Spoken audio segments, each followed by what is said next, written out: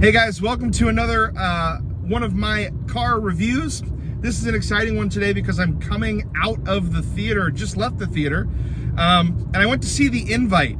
This is a comedy with Seth Rogen and Olivia Wilde that I've wanted to see for the last few weeks since I started to come into theaters in a limited way, and now it's come into more theaters.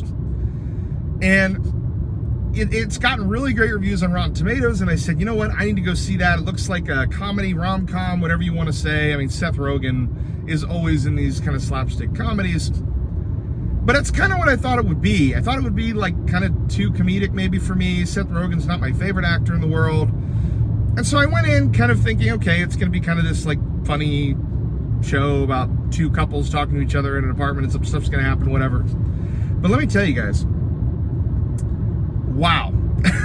Let me tell you a couple things about this film. Okay, the first thing about this film is that the entire movie takes place in one apartment. So the skill of the director and the writer in this movie to make what I'm going to say right now is an excellent movie in one space, in one set, in one apartment is just unbelievable. Like, the creativity to be able to do that is unbelievable. Okay, so that's the first thing. Second thing, the whole time I was watching this movie, I just thought, wow, this dialogue has to carry this movie because it's set in one space, and it is amazing writing.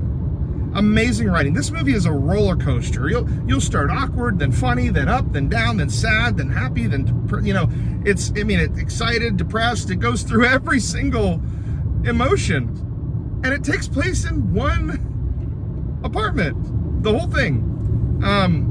And I kept thinking about a conversation me and one of my best friends have all the time. He's a really big rap music fan, and I'm a really big country music fan, and we always joke that I have it far easier than, like, as a country writer and a country singer, that country artists have it far easier than rap artists, because as a country singer, all I have to do is write 4 lines and I repeat them with 4 chords, and that's my country song, right?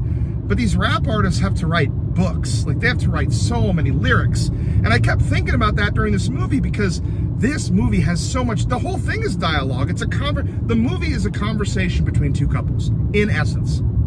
And it carries. The dialogue gets the movie over. It's an hour and 45 minutes of a conversation. But man, is it good. Man, is it deep. Man, does it challenge the way you think about your own relationships. And, yeah, gosh, so good.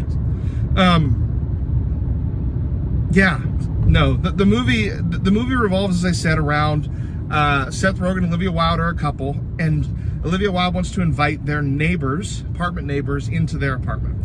And the thing about this movie, and I'll tell you this, you're gonna go in there and be overwhelmed. And about the 20-minute mark, I didn't know if I was gonna like this movie. It just smacks you in the face with dialogue. Like, and hold on to my point here, because I'm going to make it. But it smacks you in the face with dialogue to the point where you're tired. Like, you're watching this and you're keeping up with it, and they're talking so fast, they're talking over each other, and the music is so visceral, and they're just yelling and yelling and yelling, and then it just goes to the screen that says the title of the movie, and I went, oh my gosh, that was exhausting. Like, I feel nervous, I feel exhausted. I'm like, this is gonna overwhelm me. But then it gets into the movie and they start the conversation, it kind of slows down and you get this vibe, and then it speeds up again, and then it'll slow down again, and then it gets intense.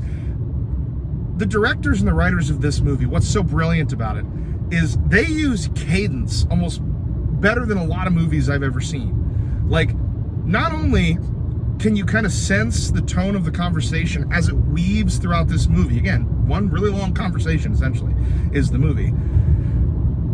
Not only can you sense it from the situation, but you can sense it from the speed at which the actors reply to one another. That gets faster when you're supposed to feel tense. The levels of the voices, whether they're soft or whether they're loud. Who is even speaking? Is it Seth Rogen? Is it Olivia Wilde? Is it the other actors?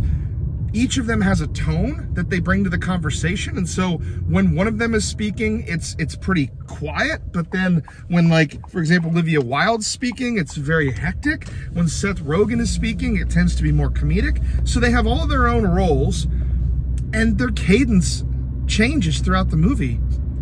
And like I said, it takes you on this roller coaster of emotions, and it's one conversation. It's just two couples in an apartment. That's the movie. But it is so excellent. Like, I want to go see this movie again, like, immediately. And if, like I said, if you're an adult, obviously don't see this if you're a kid, okay? But if you're an adult, and especially if you're a couple, this movie is hysterical, but it's introspective.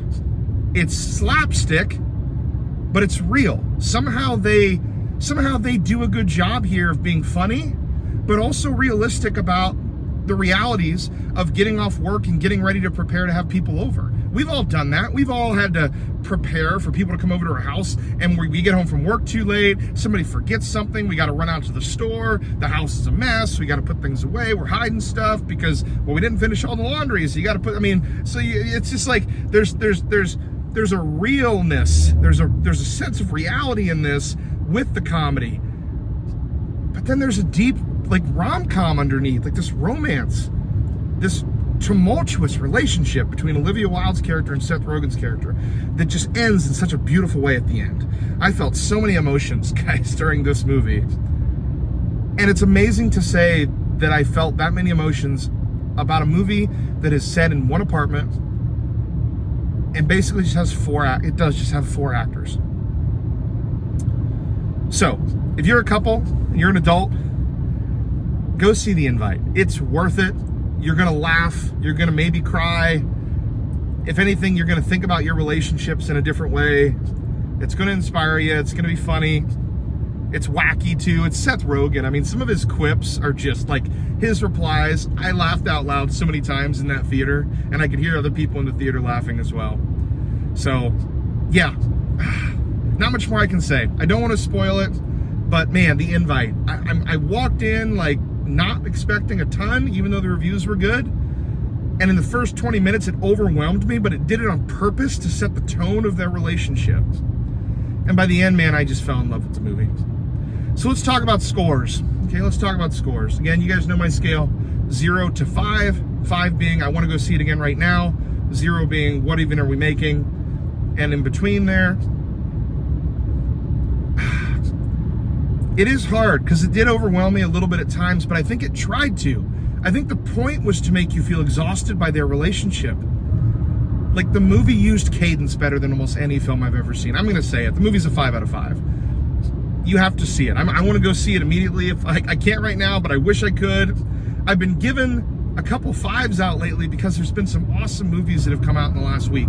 But The Invite is a 5 out of 5. Go see it with your spouse. Go see it. Not if you're a kid, but if you're an adult, go see The Invite. And I don't think you'll be disappointed. Thanks, everybody. This is Millrod with another one of my reviews. Heading on home, and I hope you guys have a good rest of your day.